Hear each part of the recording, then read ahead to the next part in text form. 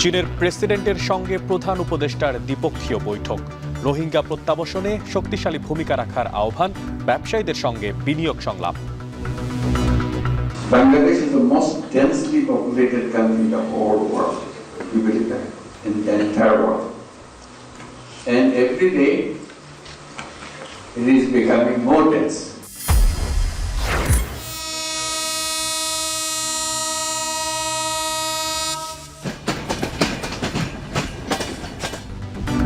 কমলাপুরে ট্রেনের একই ticket Photoshop করে বারবার বিক্রির অভিযোগ। ছাদে চড়ে বাড়ির পথে অনেকেই, মহাসড়কে বাড়ছে চাপ, বাড়তি ভাড়ার অভিযোগ। অসংখ্য যাত্রী, টিকিট পাওয়াটা একেবারেই অসম্ভব। 500 টাকা ভাড়া বরিশালে, এখন সেই ভাড়া 800 টাকা। মুঘল ঐতিহ্যে মেলা ও শোভাযাত্রায় পালিত হবে ঈদ উৎসব। অতিথি আপ্যায়নে মিষ্টান্ন আয়োজন, রৌদ্রোজ্জ্বল আবহাওয়ার পূর্বাভাস। এবং ঈদের আগে বাজারে বেড়েছে মুরগির দাম, তরল দুধের দামও বাড়তি, দেশি দামে বিক্রি হচ্ছে লেবু, শসা, বেগুন।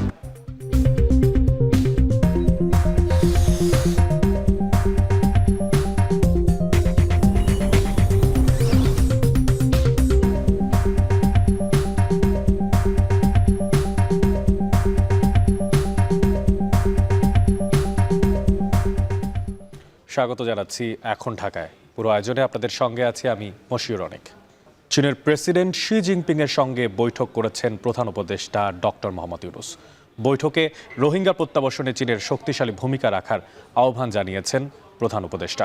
এছাড়া দুই দেশের শক্তি ও স্থিতিশীলতা প্রতিষ্ঠায় আরও কার্যকর ভূমিকা রাখতে চীনা প্রেসিডেন্টের প্রতি আহ্বান জানান প্রধান উপদেষ্টা। এ সময় তিনি জুলাই অভ্যুত্থান ও বাংলাদেশের রাজনৈতিক প্রেক্ষাপট তুলে ধরেন।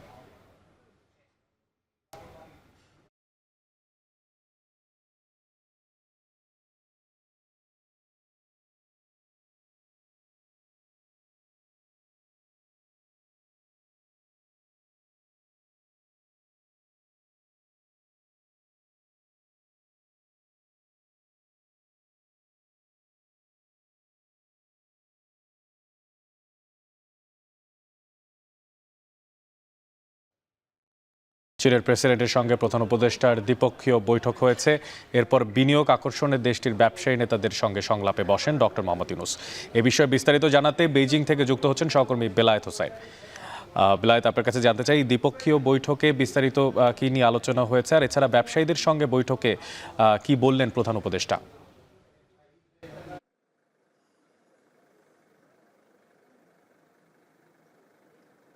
ধন্যবাদ।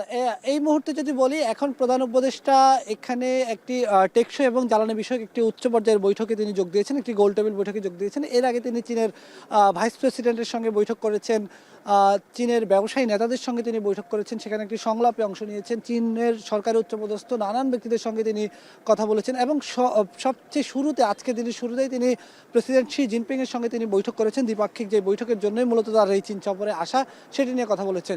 আজকের এই বৈঠকে মোটা দাগে যে কয়টি বৈঠক করছেন, সেই বৈঠকে মোটা দাগে বাংলাদেশের অবকাঠামো উন্নয়ন, জ্বালানি, বাংলাদেশের সঙ্গে নানা ধরনের ইস্যু নিয়ে কিন্তু তারা আলোচনা করছেন এবং প্রধান উপদেষ্টার পক্ষ থেকে রোহিঙ্গা প্রত্যাবাসনের ক্ষেত্রে চীনের শক্ত জোরালো ভূমিকা সহায়তা চাওয়া হয়েছে। একই সঙ্গে এশিয়া মহাদেশের বিভিন্ন আঞ্চলিক নিরাপত্তার ব্যাপারে কথা বলা হয়েছে। বিশেষ করে ব্যবসায়ীদের সংলাপে যোগ দিয়ে প্রধান উপদেষ্টা বলেছেন, নেপাল, ভুটান এবং সেভেন সিস্টার সহ এই অঞ্চলগুলোর স্থিতিশীলতা বজায় রাখার জন্য ভূ রাজনৈতিকভাবে সবচেয়ে গুরুত্বপূর্ণ অবস্থানে আছে বাংলাদেশ। সুতরাং বাংলাদেশকে নানাভাবেই গুরুত্ব দিতে হবে। আর এখানে যদি অর্থনৈতিক যে সমীকরণগুলো দাঁড়াচ্ছে সেটি যদি আমি একটু বলি, তাহলে এখানে বলা যায় যে চীনের এমন কিছু ব্যবসায়িক প্রতিষ্ঠান আছে, এমন কিছু কারখানা আছে যেখানে তাদের, যদি এই কারখানাগুলো এখানে তারা পণ্য উৎপাদন করে, তাহলে তাদেরকে অনেক বেশি শ্রমিকের বেতন দিতে হয়, অনেক বেশি শ্রমিকের লেবার কস্ট অনেক বেশি পড়ে যায় তাদের। সেজন্য তারা চাচ্ছে এই কারখানাগুলো বাংলাদেশে স্থানান্তর করে সেখানেই তারা পণ্য উৎপাদন করবে। পাশাপাশি বাংলাদেশের খাদ্যপণ্যের বিষয়ে চীনের পক্ষ থেকে এক ধরনের আলোচনা হয়েছে যে বাংলাদেশের খাদ্যপণ্য, যে সমস্ত খাদ্যপণ্যগুলো সংরক্ষণের অভাবে নষ্ট হয়ে যায়, সেগুলো চীন তাদের অর্থায়নে সেখানে সংরক্ষণ বা তারা চীনে আমদানি করে নিয়ে আসা, রপ্তানি করে নিয়ে আসার ব্যাপারে আলোচনা হয়েছে। নানা বিষয়ে আলোচনা হয়েছে, তবে সবচেয়ে বেশি দৃষ্টি যেটি যে তিস্তা মহাপরিকল্পনা নিয়ে চীনের প্রেসিডেন্ট শি জিনপিংয়ের সঙ্গে প্রধান উপদেষ্টা এর অগ্রগতি নিয়ে কোনো আলোচনা করেছেন কিনা আমরা সেটি নিয়েও জানার চেষ্টা করব। এখন পর্যন্ত সে বিষয়ে কোনো কথা যদিও আমাদেরকে জানানো হয়নি। জানান যে 2022 সালে চীনের পক্ষ থেকে বাংলাদেশকে তিস্তা মহাপরিকল্পনার একটি প্রস্তাবনা দেওয়া হয়েছে, যেখানে তিস্তা পাড়ের মানুষের জীবনমান বদলে দেওয়ার একটি রূপরেখা দেওয়া হয়েছে। সেই রূপরেখা বাস্তবায়ন হলে বাংলাদেশের তিস্তা অঞ্চলের মানুষের বলা যায় যেন একটা ভাগ্য বদলে যাবে। বিশেষ করে ভারতের সঙ্গে পানির ন্যায্য হিসাব বন্টন নিয়ে যে টানাপোড়েন রয়েছে, সেই টানাপোড়েনের এই সংকটের একমাত্র সমাধানের উপায় বিশ্লেষকরা বলছেন যে তিস্তা মহাপরিকল্পনাটাই বাস্তবায়ন করতে হবে। এই মহাপরিকল্পনা বাস্তবায়নের দিকেই কিন্তু গোটা বাংলাদেশের মানুষ তাকিয়ে আছে। চীন থেকে এই বিষয়ে প্রধান উপদেষ্টা আসলে কি বার্তা নিয়ে যেতে চান বা কি বার্তা দিবেন বাংলাদেশের মানুষকে, সে বিষয়ে আসলে সবার অধীর আগ্রহ অপেক্ষা রয়েছে। এর পাশাপাশি বিগত আওয়ামী লীগ সরকারের আমলে চীন থেকে যে সমস্ত বৈদেশিক ঋণ নেওয়া হয়েছে, সেখানে উচ্চ সুদ হারের ঋণ নেওয়া হয়েছিল, যেগুলোর হার যদি আমি বলি 7 থেকে 8%। সেই উচ্চ সুদ হারের ঋণগুলোকে 1 থেকে 1% নিচে নামিয়ে আনার চেষ্টা থাকবে ডক্টর মোহাম্মদ ইউনূসের, সে বিষয়ে আলোচনা চলছে। তো এই ছিল আমার কাছে এখনকার মতো। আমাদের সঙ্গে চীন থেকে যুক্ত ছিলেন সহকর্মী বেলায়েত হাসান। শতভাগ ট্রেনের টিকিট অনলাইনে বিক্রির সুযোগকে গড়ে উঠেছে প্রতারক চক্র, যারা একই টিকিটের তথ্য ফটোশপ করে বিক্রি করছেন একাধিক যাত্রীদের মাঝে। সামাজিক যোগাযোগ মাধ্যমে সক্রিয় এই চক্রের কবলে পড়ে অনেক যাত্রীকে প্ল্যাটফর্মে এসেও ফিরে যেতে হচ্ছে। আর এদিকে সকাল থেকে বেশিরভাগ ট্রেন শিডিউল মাফিক ছেড়ে গেলেও অনেক যাত্রীকেই ট্রেনের ছাদে উঠে বাড়ি পথে রওনা দিতে হয়েছে। বিস্তারিত জানাচ্ছেন দেলোয়ার দোলন। ঈদে বাড়ি যেতে হবে, তাই তো নির্ধারিত ট্রেন ধরতে প্ল্যাটফর্মে যাত্রীদের এমন হুড়োহুড়ি। কামরা পরিপূর্ণ হওয়ায় অনেকে ছুটছেন ছাদে। ট্রেন ছেড়ে যাওয়ার আগে হুইসেল বেজে উঠতেই তৎপরতা বাড়ে রেল সংশ্লিষ্টদের। ছাদে উঠে পড়া যাত্রীদের নামাতে চলে তোড়জোড়, যদিও তা কালক্ষেপণী মাত্র। ছেড়ে যায় ট্রেন। শুক্রবার সকালে রাজশাহীর উদ্দেশ্যে ছেড়ে যাওয়া ধূমকেতু যান্ত্রিক ত্রুটির কবলে পড়ে, ছেড়ে যায় 35 মিনিট দেরিতে। এছাড়াও জামালপুরের উদ্দেশ্যে ট্রেন ছাড়ে 26 মিনিট দেরিতে। মোহনগঞ্জের উদ্দেশ্যে ছেড়ে যাওয়া মহুয়া কমিউটার প্ল্যাটফর্ম ছাড়ে 16 মিনিট পর। বড় ধরনের কোনো বিপর্যয় না থাকায় স্বস্তি ছিল যাত্রী মনে। সকালে আসছি তো এই কারণে ভোগান্তি হয়নি। যাত্রী বেশি, অসংখ্য যাত্রী, টিকিট পাওয়াটা একেবারেই অসম্ভব। মানে অনলাইন জগৎ আইসা মানে টিকিট সব শেষ। ঈদের সময় তো একটু ভোগান্তি হবেই। ট্রেন তো দাঁড়িয়েছে প্রায় এক ঘন্টা হয়ে গেল। দাদু দাদি আনা ভাইয়া মানা চাচু জেঠি এদেরকে দেখা হবে। আগে এসে অনেক ভালো হয়েছে, আমার ব্যাগটুক নিয়ে আসছি তো আমি সুন্দর মতো বসে রয়েছি। আর যারা এখন উঠতেছে এখনো ব্যাগ নিয়ে উঠতে পারতেছে না। শতভাগ অনলাইনে টিকিট বিক্রিকে প্রতারণার ফাঁদ পাচ্ছে একটি চক্র। সামাজিক যোগাযোগ মাধ্যমে যারা সক্রিয়, ফটোশপের মাধ্যমে এডিট করেও এক টিকিট বারবার বিক্রি করছে চক্রটি, যা ধরা পড়ছে প্ল্যাটফর্মে প্রবেশে 3 স্তরের নিরাপত্তায়। কমলাপুর স্টেশন ম্যানেজার জানালেন, বড় ধরনের কোনো বিপর্যয় এখন পর্যন্ত ঘটেনি। অনেক যাত্রী পূর্বের অভিজ্ঞতা থেকে কোচ খালি নেই ভেবে ছাদে উঠে পড়ছেন। মূলত তাদের ছাদ থেকে নামাতে কিছুটা সময় দেরি হচ্ছে। আপনারা দেখতেছেন আমরা 3 স্তরে প্রবেশ পথে 3 স্তরে চেকিং করতেছি, যাতে টিকিট যার ভ্রমণতার এটা নিশ্চিত করা যায়। এর পরবর্তীতে ট্রেনে উঠার পরেও ট্রেনেও চেকিং আছে, গন্তব্য স্টেশনেও চেকিং আছে। আর নিরাপত্তার বিষয়টা আপনারা এখানে দেখতেছেন, আমাদের জিআরপি, আরএনবি, এফিবিএন সদস্য, আনসার সদস্য এবং র্যাবরাও টহলে আছে। ঈদ উল ফিতর উপলক্ষে রেলওয়ের আন্তনগর ট্রেনের অগ্রিম টিকিট বিক্রি শুরু করেছে। ঈদযাত্রার টিকিট বিক্রি শেষ করে 24 মার্চ থেকে শুরু হয়েছে ঈদ পরবর্তী ফিরতি যাত্রার অগ্রিম টিকিট বিক্রি। আগামী 7 এপ্রিলের আন্তনগর ট্রেনের টিকিট পাওয়া যাচ্ছে আজ। দেলোয়ার দোলন, এখন ঢাকা। রেল ও সড়ক পথে ঈদ যাত্রার খবর জানতে কমলাপুর রেল স্টেশনে আছেন সহকর্মী দেলোয়ার দোলন এবং মহাখালী বাস স্টেশনে আছেন সহকর্মী বাজিদ সাদ। তবে শুরুতেই চলে যাব কমলাপুর রেল স্টেশনে, সেখানে আছেন দোলন। দোলন, আপনার কাছে জানতে চাই যে এই যে রেলের যে সমস্ত কালোবাজারের প্রসঙ্গ, বিশেষ করে ফটোকপি করে টিকিট বিক্রির যে প্রসঙ্গ উঠেছে, সেই ব্যাপারে কর্তৃপক্ষ কি বলছেন, আর যারা ট্রেনের ছাদে উঠছেন তাদেরকে কেন নামানো যাচ্ছে না, কি দেখতে পাচ্ছেন সেখানে?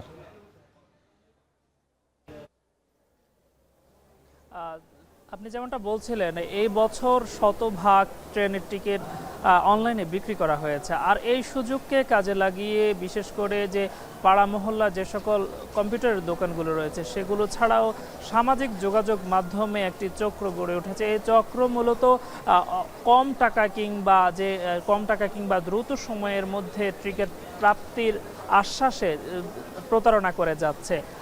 তারা মূলত ফটোশপের মাধ্যমে যে একই টিকিটে নাম ঠিকানা পরিবর্তন করে কিংবা এনআইডি নাম্বার কিংবা অন্যান্য প্রয়োজনীয় তথ্য পরিবর্তন করে মূলত সরবরাহ করছেন যাত্রীদের কাছে। আর আপনি জানেন যে ঈদকে কেন্দ্র করে যেন এ বছর টিকিট ছাড়া যেন কোনো যাত্রী না আসতে পারে, তার লক্ষ্যে প্ল্যাটফর্মগুলোতে 3 স্তরের নিরাপত্তা বেষ্টনী রাখা হয়েছে। আর এই 3 স্তরের যখন তারা অতিক্রম করছেন তখনই তাদের যে টিকিটটি ভুয়া কিংবা আসল টিকিট নয় সেটি প্রমাণ হচ্ছে। আর এই সকল যাত্রীদেরকে কোনো প্রকার ছাড় দিচ্ছেন না সংশ্লিষ্টরা, তারা এরকমই যখন ধরা পড়ছে কিংবা তাদেরকে প্ল্যাটফর্ম থেকে বের করে দিচ্ছেন। তবে আরেকটি বিষয় আমরা লক্ষ্য করেছি, কারো পরিবার যদি 4 জন সদস্য থাকে, অনলাইনে তারা 3টে টিকিট পেয়েছেন, বাকি যদি একটি না পেয়ে থাকেন সেই যাত্রীর জন্য কিংবা বাকি একজনের জন্য কিন্তু সংশ্লিষ্টরা টিকিটের ব্যবস্থা করে দিচ্ছেন। আমরা জানার চেষ্টা করছিলাম যারা এইসব কালোবাজারে কিংবা এই ধরনের প্রতারণায় আশ্রয় নিচ্ছেন তাদের বিষয়ে রেল কর্তৃপক্ষ কি ভাবছে। তারা বলছেন যে নাম্বারগুলো দেওয়া থাকছে টিকিট নাম্বারে, সেগুলো তারা সংগ্রহ করে রাখছেন, কোনো ক্ষেত্রে সেই কাগজটিও তারা সংগ্রহ করে রাখছেন। ফলে সেই নাম্বারের সোর্স খোঁজার চেষ্টা করবেন কিংবা কারা এর সঙ্গে জড়িত তারা খুঁজে বের করবেন, আর তার মধ্যে তাদেরকে আইনের আওতায় নিয়ে আসারও তারা চেষ্টা করবেন। আপনাকে জানিয়ে রাখি, সকাল থেকে কমলাপুর রেল স্টেশন থেকে 20টিরও বেশি ট্রেন ছেড়ে গেছে। যথাসময়ে বলা চলে যে ট্রেনগুলো ছেড়ে গেছে, তবে সকালবেলা একদম প্রথম যে ট্রেনটি রাজশাহীর উদ্দেশ্যে ধূমকেতু ছেড়ে গিয়েছিল সেটি 35 মিনিট দেরি করে ছেড়েছে, যার অন্যতম কারণ যান্ত্রিক ত্রুটি। এর পরবর্তীতে যে সকল ট্রেনগুলো ছেড়ে গেছে সেগুলো বলা চলে যে যথাসময়ে ছেড়ে গেছে। আপনি নিশ্চয়ই দেখতে পাচ্ছেন প্ল্যাটফর্মে যে পরিমাণ উপচে পড়া ভিড় থাকার কথা সেটি নেই। এর অন্যতম কারণ যথাসময়ে ট্রেনগুলো এসেছে, একইভাবে প্ল্যাটফর্ম থেকে ছেড়ে গেছে, যার কারণে ভিড় কিছুটা কম। তো সব মিলিয়ে স্বস্তির ঈদযাত্রা এবার হচ্ছে অনেকটাই বলা চলে। এই ছিল কমলাপুর স্টেশন থেকে আমার কাছে থাকা সবশেষ তথ্য। এবার চলে যেতে চাই মহাখালী বাস স্টেশনে, সেখানে আছেন সহকর্মী বাজিদ সাদ। সাদ, আপনার মাধ্যমেই আমরা জানতে পেরেছিলাম যে গাবতলীতে সেখানে 600 টাকার টিকিট 800 কিংবা কিছু ক্ষেত্রে 1000 টাকা পর্যন্ত বিক্রি হচ্ছে। তো মহাখালী বাস স্টেশনে আপনি আসলে কি দেখতে পাচ্ছেন, সেখানেও কি অতিরিক্ত দামে টিকিট বিক্রি হচ্ছে কিনা, পাশাপাশি যারা আছেন যাত্রী তাদের ভোগান্তির কোনো চিত্রকে চোখে পড়েছে কিনা? অনেক যেমনটি বলছিলেন, গাবতলীর যে বিষয়টি সেখানে কিছুটা ভাড়া বেশি নেওয়ার অভিযোগ যেমন আছে, কিন্তু মহাখালীতে এসে একেবারেই সেটি নেই বলা চলে। আমরা যাত্রীদের সঙ্গে কথা বলেছি, যাত্রীরা এখানে টিকিট বাড়তি দামে কেনার অভিযোগটি করেননি, বরং তারা অভিযোগ করেছেন যে এখানে বাস কর্তৃপক্ষ যারা রয়েছে, লোকাল বাস এবং দূরপাল্লার বাস, তাদের মধ্যে একটি সমন্বয়হীনতার বিষয় রয়েছে। যেমন শুধুমাত্র তারা টিকিট কেনার দিকেই আগ্রহ প্রকাশ করছেন, কিন্তু যাত্রীদের যে নির্বিঘ্নে পারাপার করতে হবে, তাদের বাসে ওঠাতে হবে, সেই বিষয়টা তারা কিন্তু খেয়াল রাখছেন না। এই অভিযোগটি কিন্তু যাত্রীরা আমাদেরকে করছেন। সেই পাশাপাশি এখানকার আইন শৃঙ্খলা পরিস্থিতি বেশ ভালো রয়েছে। আমরা সকালে আসার পরে দেখেছি এখানে সেনাবাহিনীর ডগ স্কোয়াড রয়েছে, যেটি কিন্তু একদম যেই বাস টার্মিনালের মধ্যে এবং সেই পাশাপাশি প্রত্যেকটি বাসের মধ্যেও কিন্তু তারা চেক আপ করে দেখছেন যে সেখানে পরীক্ষা নিরীক্ষা করছেন কোনো সমস্যা আছে কিনা। যাত্রীদের নিরাপত্তার কথা ভেবেই কিন্তু তারা এমনটি করছেন। সেই সাথে সাথে কিছুক্ষণ আগে মহাখালী বাস টার্মিনাল ঘুরে গিয়েছেন বিআরটি এর চেয়ারম্যান, তিনি বলেছেন যে ঘরমুখী মানুষের এবার ঈদে কোনো ভোগান্তি হবে না। এছাড়া তিনি জানিয়েছেন যে সড়কে যানবাহনের যে বিশৃঙ্খলা আছে সেটি কঠোরভাবে দমন করা হচ্ছে, যানবাহনের কোনো ঘাটতি হবে না, তেমনটি কিন্তু তিনি জানিয়েছেন। সেই সঙ্গে তিনি যুক্ত করেছেন যে ঘরমুখী মানুষের যে দুর্ভোগ থাকে সেই দুর্ভোগ দূর করতে কিন্তু সার্বক্ষণিক নির্বাহী ম্যাজিস্ট্রেট যুক্ত করা হয়েছে। মহাখালীর দিকে আমরা বেশ ভালো নজর দেখছি, প্রশাসনের বা কর্তৃপক্ষ যারা রয়েছে এখানে বিআরটি এর আলাদা সেল রয়েছে যেখান থেকে ভাড়া কিন্তু নির্ধারণ করা হচ্ছে যে এখানে ভাড়া বেশি নেওয়ার কোনো সুযোগ নেই, তেমনটিই কিন্তু তারা বলছেন। সেই সঙ্গে সঙ্গে কোথাও যদি ভাড়া বেশি নেওয়া হয় সেটাও কিন্তু তারা তদারকির মধ্যে রেখেছেন। এবং মহাখালী বাস স্ট্যান্ডে শৃঙ্খলার দায়িত্বে কিন্তু সেনাবাহিনী কাজ করছেন। তারা এখানে কিছুক্ষণ পরপরই মহড়া দিচ্ছেন, সেই সাথে সাথে তারা এখানকার যেই যানজটের যে পরিস্থিতি রয়েছে সেটি স্বাভাবিক রাখার জন্য কিন্তু সার্বক্ষণিক তদারকি করছেন। আমরা কিন্তু তেমনটি মহাখালীতে এসে দেখেছি। এই ছিল আমার কাছে সবশেষ। রাজধানী থেকে ঘরে ফেরা মানুষের সবশেষ খোঁজ খবর রাখছিলেন সহকর্মীরা এবং সেখান থেকে সহকর্মীরা জানাচ্ছিলেন তাদের ভোগান্তির সবশেষ চিত্র। এবার একটু সিরাজগঞ্জ এবং কুমিল্লার দিকে তাকাতে চাই। সিরাজগঞ্জে আছেন সহকর্মী রিফাত রহমান এবং কুমিল্লা থেকে যুক্ত হচ্ছেন সহকর্মী মাসুদ আলম। তবে শুরুতেই চলে যাব সিরাজগঞ্জে, সেখানে আছেন সহকর্মী রিফাত। রিফাত, আপনার কাছে জানতে চাই যে মহাসড়কের পরিস্থিতি কি দেখতে পাচ্ছেন, সকাল থেকে যানজট চোখে পড়ছে কিনা এবং ঘরে ফিরতে চাওয়া মানুষের কোনো ভোগান্তির চিত্র কি আপনি দেখতে পেয়েছেন?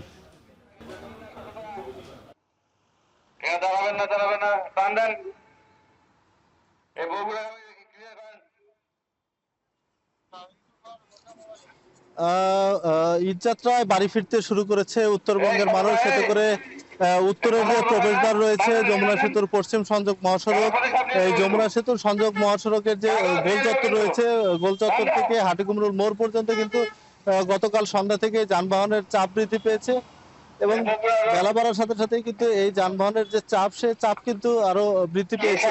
আমরা গতকাল থেকেই দেখেছি যে আসলে কর্মদিবস শেষ হওয়ার পর থেকেই যারা উত্তরবঙ্গের মানুষ রয়েছে তারা ফিরতে শুরু করে এবং সন্ধ্যার পর থেকেই কিন্তু এই যে যমুনা সেতুর গোল চত্বর থেকে হাটিকুমরুল মোড় পর্যন্ত যে 22 কিলোমিটার মহাসড়ক রয়েছে, এই 22 কিলোমিটার মহাসড়কে কিন্তু যানবাহনের চাপ বাড়ে এবং সকাল থেকেই কিন্তু যে যাত্রীবাহী বাস রয়েছে, যাত্রীবাহী বাসের পাশাপাশি যারা ব্যক্তিগত গাড়িতে বাড়ি ফিরছেন, পাশাপাশি ট্রাকে করেও কিন্তু প্রচুর সংখ্যক মানুষ, কিন্তু নিম্ন আয়ের মানুষ, তারা কিন্তু বাড়ি থেকে ফিরছেন। এছাড়া আমরা কিন্তু মোটরসাইকেলেও দেখেছি যে পরিবার নিয়ে অনেক ঝুঁকি নিয়েও কিন্তু অনেক মানুষ তারা বাড়িতে ফিরছে সকাল থেকে।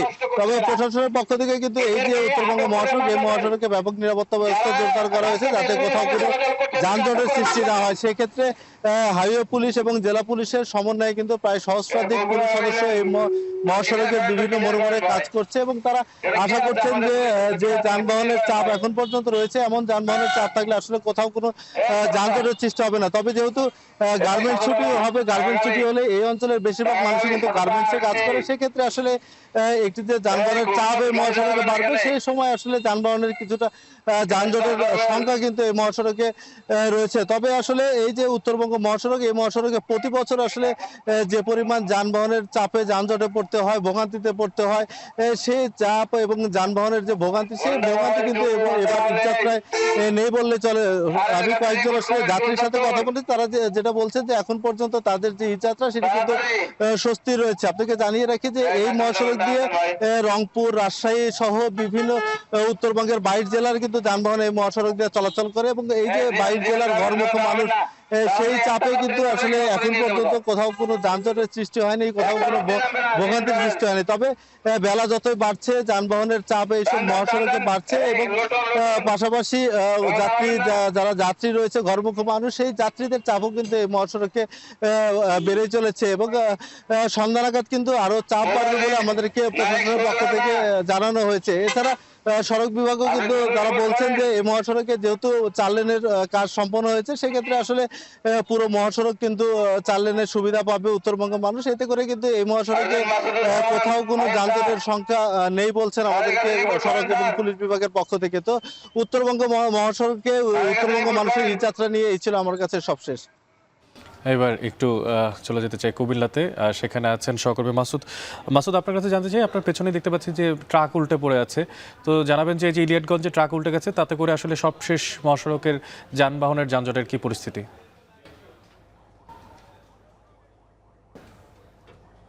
অনেক এই প্রায় 10 মিনিট আগেই আমরা দেখেছি যে এই যে ট্রাকটি উল্টে পড়েছে, এটি একটি সিমেন্ট বোঝাই ট্রাক। এটির কারণে মূলত হচ্ছে যে ঢাকা চট্টগ্রাম মহাসড়কে যে ইলিয়াটগঞ্জ অংশের প্রায় 3 থেকে 4 কিলোমিটার সড়কে যানজট তৈরি হয়েছে। এটি দ্রুত নিরসনের জন্য আমরা দেখি যে সেনাবাহিনী এবং হাইওয়ে পুলিশ সহ যারা সংশ্লিষ্ট কর্তৃপক্ষ রয়েছেন তারা ছুটে এসেছেন। তবে এই যে দুর্ঘটনাটি ঘটেছে এটি হচ্ছে আসলে সড়কের আইল্যান্ডে ধাক্কা খেয়ে ট্রাকটি উল্টে যায়। এরপরে কিন্তু ঢাকা চট্টগ্রাম মহাসড়কের যে চট্টগ্রাম লেন ছিল সেটি একেবারে আসলে থমকে যায়। বিশেষ করে চট্টগ্রামগামী যে যানবাহনগুলো রয়েছে সেগুলো থমকে যাওয়ার কারণে প্রায় 3 থেকে 4 কিলোমিটার জট তৈরি হয়েছে বলে হাইওয়ে পুলিশ আমাদেরকে জানিয়েছেন। অন্যদিকে আমরা দেখেছি যে এই যে লেন বন্ধ হয়ে যাওয়ার কারণে কিছু যাত্রীবাহী বাস তারা আসলে উল্টো পথে আসতে গিয়ে এখন ঢাকামুখী যে সড়ক রয়েছে সেটাতেও কিন্তু আসলে জট তৈরি হয়েছে। এখন দুই পাশে কিন্তু আসলে দীর্ঘ জট তৈরি হওয়ার কারণে কিন্তু যারা ঈদে গরমুখ মানুষ তাদের মধ্যে কিন্তু একটা ভোগান্তি তৈরি হয়েছে। তবে সেটি দ্রুত আসলে নিরসন করার জন্য আমরা দেখেছি যে হাইওয়ে পুলিশ এবং সেনাবাহিনী কাজ করছেন। দ্রুত রেখার আসার পরে কিন্তু এখন এই মাত্রই কিন্তু আসলে ট্রাকটি আসলে সরানোর চেষ্টা সরাতে গিয়ে তারা সফল হয়েছেন। তবে এই যে এখন চট্টগ্রাম লেন একটু ছাড়লেও কিন্তু এখন ঢাকামুখী যে যানবাহনগুলো সেগুলো একেবারে থমকে দাঁড়িয়েছে। এতে করে আমরা দেখেছি যে আসলে এটা কবে নাগাদ আসলে আবার স্বাভাবিক হয় সেটা কিন্তু আসলে দেখার বিষয়। তবে সকাল থেকে এই ঢাকা চট্টগ্রাম মহাসড়কে এই যাত্রা কিন্তু একেবারে স্বস্তির ছিল। গরমুখ মানুষ একেবারে নির্বিঘ্ন আসলে যাতায়াত করছিলেন, কিন্তু সেটা এখন একটু ভাটা পড়েছে।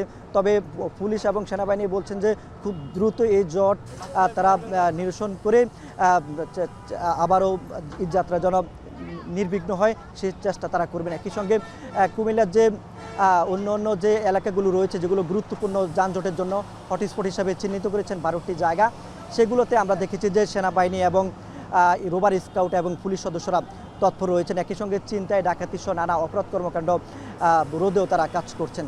তো অনেক এ ছিল কুমিল্লা থেকে। সিরাজগঞ্জ এবং কুমিল্লা থেকে যুক্ত ছিলেন সহকর্মীরা, জানাচ্ছিলেন মহাসড়কগুলোতে ঈদ যাত্রা করা যে সমস্ত গাড়িগুলো সেগুলোর সবশেষ পরিস্থিতি, যানবাহনের সবশেষ পরিস্থিতি।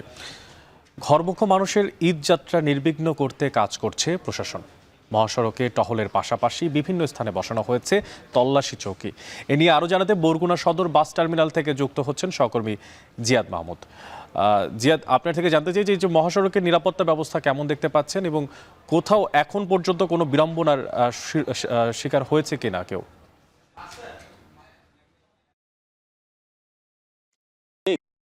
যে ঘর ঈদের ছুটি তারা কিন্তু পরিবারের সাথে ঈদ কাটাতে শেকড়ের টানে তারা কিন্তু বাড়িতে পৌঁছেছেন এবং আমরা দেখেছি যে নিয়মিত তারা কিন্তু আসছেন, ইতিমধ্যে আসা শুরু হয়েছে এবং যে যাত্রীদের যে স্রোত সেই স্রোত কিন্তু আমরা লক্ষ্য করেছি। বিশেষ করে বরগুনার যে মহাসড়ক রয়েছে কিংবা আঞ্চলিক মহাসড়ক রয়েছে সেখানেও কিন্তু ব্যস্ততা বেড়েছে। আমরা আপনাকে জানিয়ে রাখি যে ঢাকা আমতলী কুয়াকাটা মহাসড়ক এবং বরগুনার বাকেরগঞ্জ বরগুনা সদরের সাথে যে আঞ্চলিক মহাসড়ক সেখানে দেখেছি যে ঢাকা থেকে যে পরিবহনগুলো সেগুলো আসছে এবং এসেই কিন্তু সাথে সাথে তারা পুনরায় যাত্রী নিয়ে আসতে আবার ঢাকার উদ্দেশ্যে ছেড়ে যাচ্ছেন। এবং একটি বিষয় যেটি বললেন যে মহাসড়কে কোনো অপ্রীতিকর ঘটনা এড়াতে কিন্তু এখানকার যারা পুলিশ রয়েছেন, ট্রাফিক বিভাগ রয়েছে কিংবা নৌবাহিনী তারা কিন্তু তাদের টহল জোরদার করেছেন। কয়েকদিন আগে বরগুনার কিন্তু একটি ডাকাতির ঘটনা ঘটে মাঝরাতে এবং তারপর থেকেই কিন্তু প্রশাসন নড়ে চড়ে বসেছে এবং যাতে কোনো ধরনের অপ্রীতিকর ঘটনা না ঘটে এই রুটে এবং সেই দিকে কিন্তু তারা লক্ষ্য রাখছেন। বিশেষ করে যে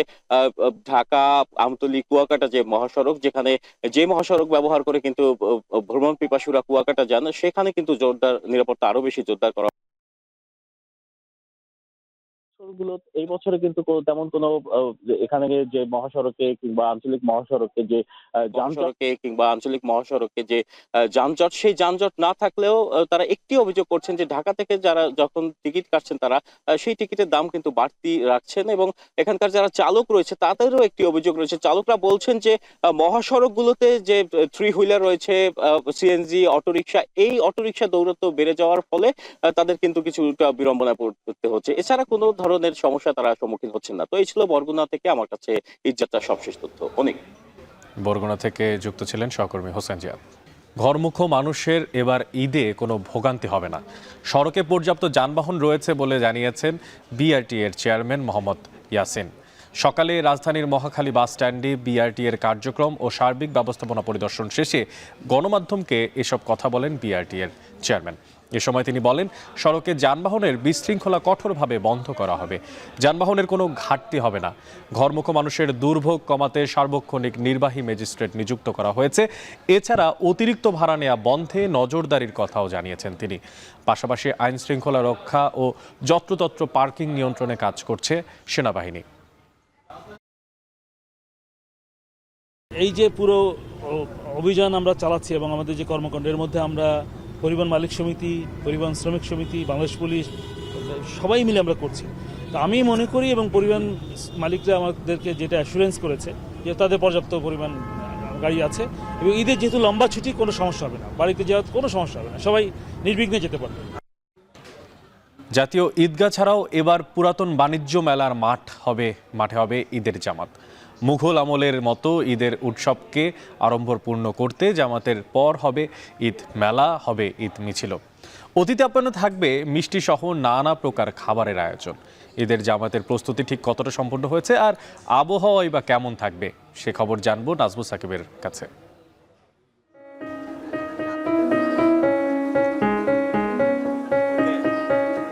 ঈদের খুশির আমেজের অন্যতম ধাপ নতুন জামা জুতো পরে ঈদগাহে যাওয়া। পরিবার স্বজনের সঙ্গে নামাজ আদায় শেষে কোলাকুলি আর কুশল বিনিময়ের সঙ্গে কাটে ঈদগাহের আয়োজন। তবে এই উপমহাদেশের যে ঈদের আয়োজন যা ছিল আরও আমেজের সঙ্গে মহা আরম্ভে উদযাপনেরও, এবার সেই আমেজ ফিরিয়ে আনতে ঈদুল ফিতর ঘিরে নেওয়া হয়েছে বাড়তি পরিকল্পনা।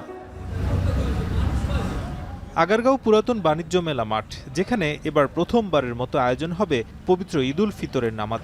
এসব ঘিরে প্রস্তুতি চলছে জোরে সোরে। ইতোমধ্যে নামাজের স্থানে সামিয়ানা টানানো হয়েছে, বালু মাটিতে দেয়া হচ্ছে পানি, সমান করা হয়েছে মাটি, বসানো হচ্ছে ফ্যান ও লাইট। সামিয়ানার অংশের বাইরেও মুসল্লি বাড়লে যেন ঈদের নামাজ পড়তে পারে তার জন্য নেওয়া হচ্ছে ব্যবস্থা।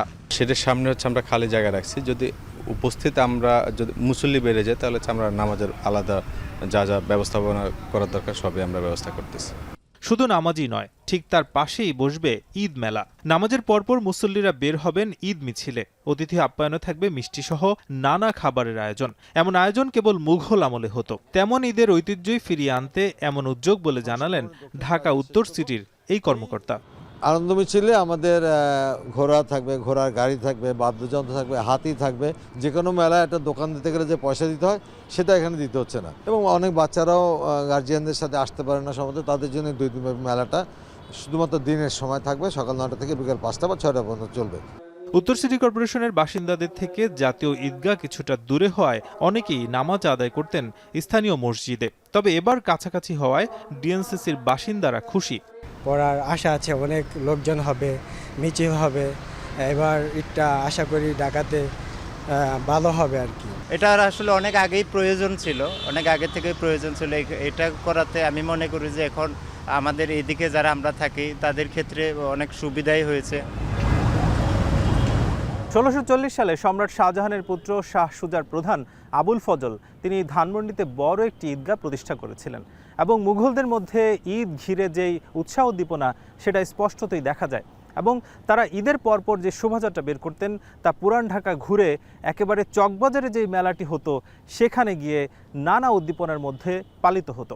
ঠিক 400 বছর পর আবারও এই বাংলাদেশ সেই ধরনের একটি ঈদ দেখতে যাচ্ছে, যারই ফলশ্রুতিতে এই বাণিজ্য মেলার যে পুরাতন মাঠটি রয়েছে সেখানে এই ঈদ পালিত হবে এবং কতটা অনড়ম্বর এবং উৎসাহ উদ্দীপনার মধ্য দিয়ে পালিত হয় সেটাই হয়তো বোঝা যাবে ঈদের দিন।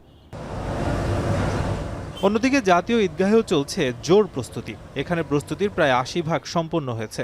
ফ্যান লাইট সহ নিরাপত্তা ব্যবস্থারও অধিকাংশ সরঞ্জাম বসানো হয়েছে। এখানে প্রায় 35,000 মুসল্লি একসঙ্গে নামাজ পড়তে পারবেন। ঈদ জামায়াত নির্বিঘ্ন করতে প্রায় 20টি সংস্থা একসঙ্গে কাজ করছে।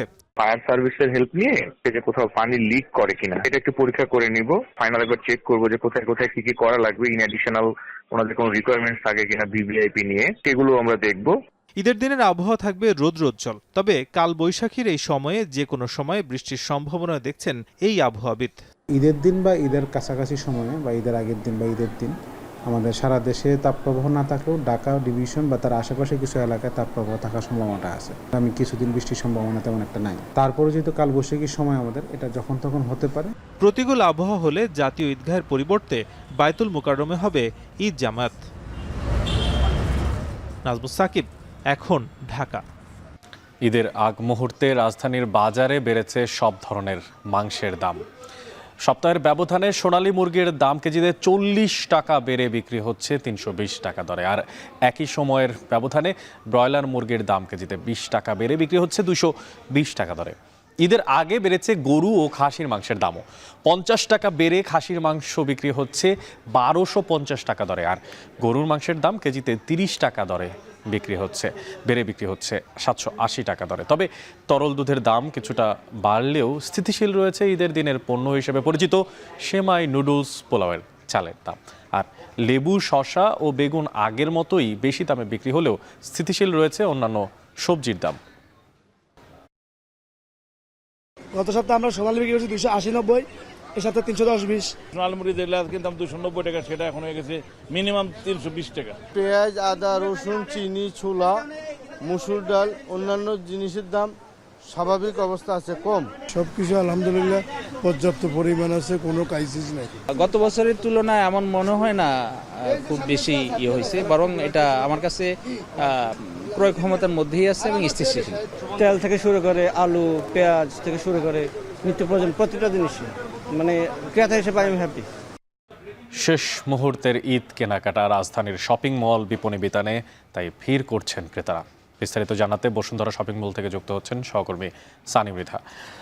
সানি, আপনার কাছে জানতে চাই যে শেষ সময়ে পোশাকের পাশাপাশি আর কি ধরনের পণ্য বেশি বিক্রি হচ্ছে?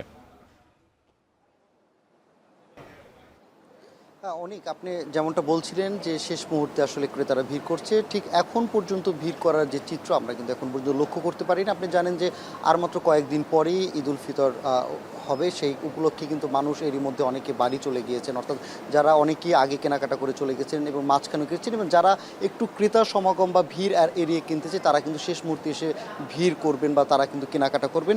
এবং আমি যখন সকালবেলায় বসুন্ধরা শপিং কমপ্লেক্সে এসেছি তখন কিন্তু আমি আসার পর থেকে এখন পর্যন্ত সেরকম ভিড় হয়নি। তবে ধারণা করা হচ্ছে বা বিক্রেতারা আমাদেরকে বলছেন যে বিকেল নাগাদ অর্থাৎ দুপুরের পরপর এই ক্রেতার সমাগম কিন্তু বাড়তে পারে। তবে বেশিরভাগ ক্রেতারাই কিন্তু যারাই আসছেন এখন পর্যন্ত বেশিরভাগ ক্রেতারাই ড্রেসের বা জামা কাপড়ের উপরেই কিন্তু বেশি তারা কেনাকাটার জন্য আগ্রহ প্রকাশ করছেন। পাশাপাশি জুতা, তারপরে প্রসাধনী, বিভিন্ন প্রসাধনী বা ঘর সাজানো আসবাবপত্র কিন্তু কেনাকাটার দিকে ঝুঁকছেন। তবে বেশিরভাগ কেনাকাটার জন্য কিন্তু বাচ্চা বা শিশু, অপ্রাপ্ত বয়স্ক বাচ্চারাই কিন্তু বেশিরভাগই পরিবার পরিজনের সাথে আসছেন এবং তাদের কেনাকাটাটাই বেশি হচ্ছে বলে আমরা জানতে পেরেছি। তবে বিক্রেতাদের কাছে এও শোনা গিয়েছে যে গেলবারের তুলনায় এবার একটু বেচা বিক্রি কিছুটা কম, তবে মানে যেভাবে চলছে এটাও আসলে তারা আসলে অনেকটাই প্রাপ্তির সুর তাদের কণ্ঠে ছিল। পাশাপাশি তারা আমাদেরকে জানিয়েছেন যে এখন পর্যন্ত যেভাবে বেচা বিক্রি হচ্ছে শেষ পর্যন্ত হয়তো এটা আরও মানে বাড়তে পারে বা বেচা বিক্রির যে পরিমাণ সেটা কিন্তু ঈদের আগ পর্যন্ত হয়ে থাকে।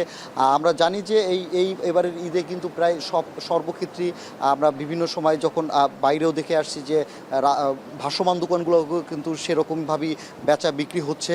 একই সাথে যদি আমরা বলি যে আমরা যখন বাইরে ছিলাম বা ফুটপাতের দোকানপাটেও কিন্তু বেচা বিক্রি হচ্ছে, এবং একই সাথে বিক্রেতারাও আমাদেরকে ফুটপাতের বিক্রেতারাও আমাদের বলছেন যে এবারের বেচা বিক্রিতে তাদের কণ্ঠে স্বস্তির একটা সুর ছিল। তবে বেশিরভাগ ক্ষেত্রে আসলে এই সব জায়গাতে কিন্তু এবার ব্র্যান্ডের সবগুলোতে কিন্তু এবার 10% ভ্যাট করা হয়েছে, যেটা গেলবারে ছিল বা 7% করে।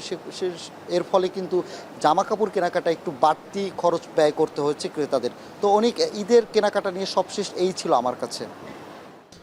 নির্বাচন নিয়ে অন্তর্বর্তী সরকার ধোঁয়াশা তৈরি করছে, তাদের কথার সাথে হাসিনার কথার মিল পাওয়া যাচ্ছে বলে মন্তব্য করেছেন বিএনপির সিনিয়র যুগ্ম মহাসচিব রুহুল কবির রিজভী।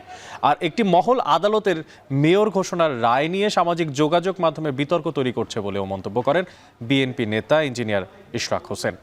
শুক্রবার সকালে নয়াপল্টনে বিএনপির কেন্দ্রীয় কার্যালয়ে দলের ভারপ্রাপ্ত চেয়ারম্যান তারেক রহমানের পক্ষ থেকে রিকশা, ভ্যান ও অটো চালকদের মাঝে ঈদ উপহার প্রদান অনুষ্ঠানে এসব মন্তব্য করেন তারা। এ সময় রিজভী বলেন, সরকারকে নির্বাচন নিয়ে স্পষ্ট মাস তারিখ দিয়ে নির্বাচনের ঘোষণা দিতে হবে। তিনি আরও বলেন, নির্বাচন সুষ্ঠু হয়নি বলেই জুলাই আন্দোলন হয়েছে। এই সরকার ভোটে নির্বাচিত না হলেও তার জনসমর্থন রয়েছে। অন্যদিকে ইঞ্জিনিয়ার ইশরাক বলেন, ন্যায় বিচার পাওয়ার জন্যই আদালতে গিয়েছিলাম, আইনি প্রক্রিয়া শেষে ন্যায় বিচার পেয়েছি। এই রায়ের মাধ্যমে আইনের শাসনের দৃষ্টান্ত তৈরি হয়েছে বলেও মন্তব্য করেছেন তিনি।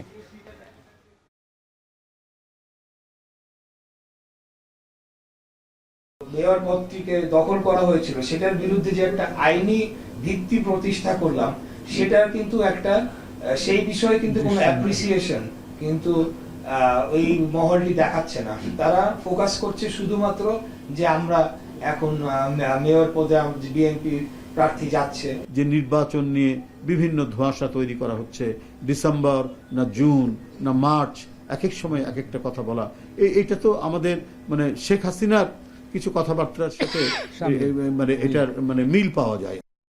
প্রায় শেষের পথে জুলাই শহীদ স্মৃতি ফাউন্ডেশনের সংগৃহীত তহবিল।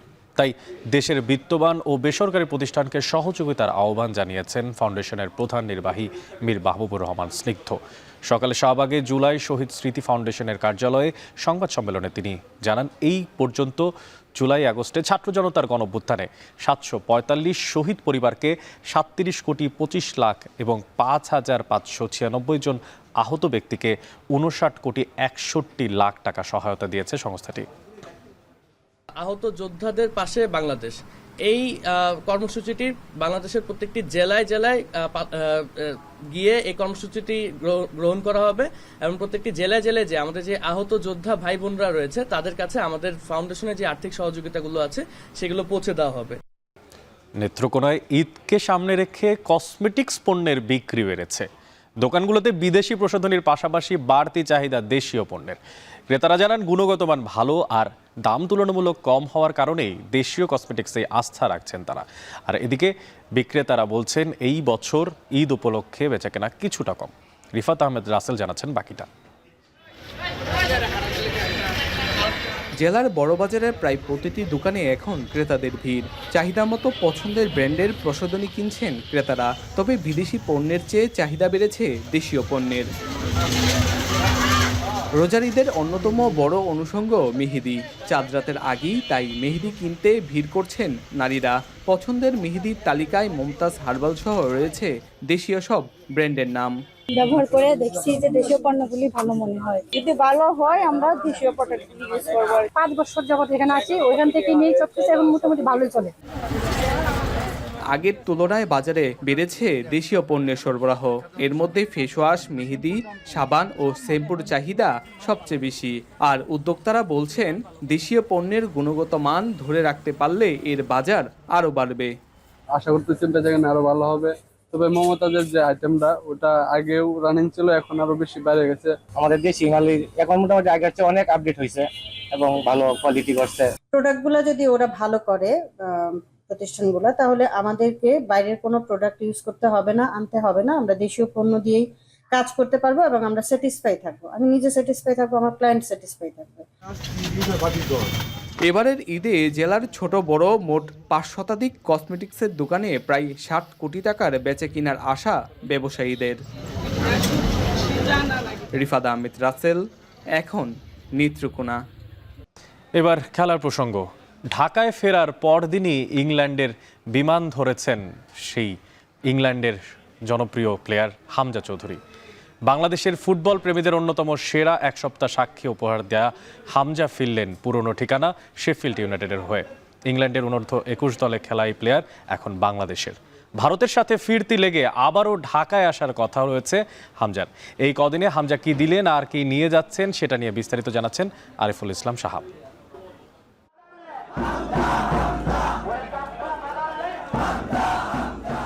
বাংলাদেশ ফুটবল প্রেমীদের জন্য স্বপ্নের মতো 10 দিন। উপলক্ষের নাম হামজা চৌধুরী। 2023 সালের পর হঠাৎ অন্ধকারে নিমজ্জিত হওয়া ফুটবল অরণ্যে এক চিলতে রোদ হয়ে এসেছিলেন হামজা। পরম আরাধ্য সেই রোদের আলোর কতটুকু ধারণ করতে পারবে বাংলাদেশ, সেই প্রশ্নটা রেখেই আপাতত বিদায় জানিয়েছেন দেশকে। হামজার বাংলাদেশে আসার ঘটনা দেশের গণ্ডি পেরিয়ে শিরোনাম হয়েছে পুরো দক্ষিণ এশিয়াতেই।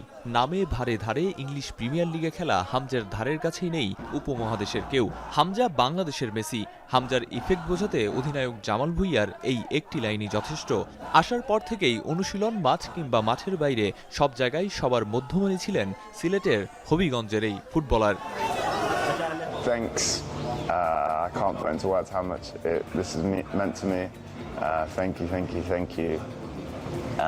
Inshallah, I'll be back in June. Make dua for my good health and my return, and inshallah, I'll see you all in June for another 2 big games. ভারতের বিপক্ষে নিজের অভিষেক ম্যাচেই অপেক্ষার অবসান ঘটিয়ে তৃষ্ণা মিটিয়েছেন ভক্তদের। রক্ষণ আর মাঝমাঠে বল দখল কিংবা পায়ের কারিকুরিতে তটস্থ করে রেখেছেন প্রতিপক্ষকে। অধিনায়ক না হয়েও খেলেছেন দলনেতার মতো। প্রিমিয়ার লিগ তারকার জাদুতে মুগ্ধ হয়েছেন সবাই। অবশ্য লাল সবুজের জার্সিতে হামজা তার নিজের সামর্থ্য শতভাগ জানান দিলেও আরও বেশি প্রকট হয়ে উঠেছে দলে স্ট্রাইকার বা গোল স্কোরারের অভাব। হামজার নিজের আলোতে বাংলাদেশ ফুটবল দল কতদূর যেতে পারবে সেটা নিয়ে তাই শঙ্কা থাকছেই। আর তাই প্রচ্ছন্ন আরও একটা প্রশ্ন থেকেই যাচ্ছে, ভক্তদের ভালোবাসা আর প্রশংসা সঙ্গে নিয়ে ইংল্যান্ড যাওয়া হামজার সঙ্গী কি অভিষেকটা জয় দিয়ে শুরু করতে না পারার আক্ষেপও? বিদায় বেলায় হামজা জুনে ফেরার বার্তা দিয়ে গেছেন, আর ভারত ম্যাচে দিয়ে গেছেন স্ট্রাইকার খোঁজার আকুল বার্তা। আরিফুল ইসলাম সাহাব, এখন ঢাকা শেষ করার আগে শিরোনামগুলো জানিয়ে দিব আরও একবার। চীনের প্রেসিডেন্টের সঙ্গে প্রধান উপদেষ্টার দ্বিপক্ষীয় বৈঠক। রোহিঙ্গা প্রত্যাবর্ষণে শক্তিশালী ভূমিকা রাখার আহ্বান। ব্যবসায়ীদের সঙ্গে বিনিয়োগ সংলাপ। Bangladesh is the most densely populated country in the whole world. We believe that in the entire world. And every day it is becoming more dense.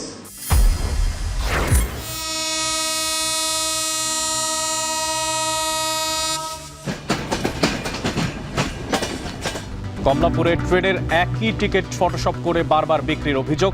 ছাদে চড়ে বাড়ির পথে অনেকেই। মহাসড়কে বেড়েছে চাপ, বাড়তি ভাড়ার অভিযোগ। অসংখ্য যাত্রী, টিকিট পাওয়াটা একেবারেই অসম্ভব। 500 টাকা ভাড়া বরিশালে, এখন সেই ভাড়া 800 টাকা। মুঘল ঐতিহ্যে মেলা ও শোভাযাত্রায় পালিত হবে ঈদ উৎসব। অতিথি আপ্যায়নে মিষ্টান্নর আয়োজন। রৌদ্রোজ্জ্বল আবহাওয়ার পূর্বাভাস। এবং ঈদের আগে তরল দুধের দাম বাড়তি। বেড়েছে মুরগির দাম, বেশি দামে বিক্রি হচ্ছে লেবু, শসা ও বেগুন। এই ছিল এখন ঢাকার আয়োজন। এখন টেলিভিশন ওয়েবসাইটে দেখতে ভিজিট করুন www.ekon.tv। এছাড়া এখন টেলিভিশন ফেসবুকে দেখতে ভিজিট করুন facebook.com/tv.ekon এবং ইউটিউবে এখন টেলিভিশন দেখতে ভিজিট করুন youtube.com/c/ekontv।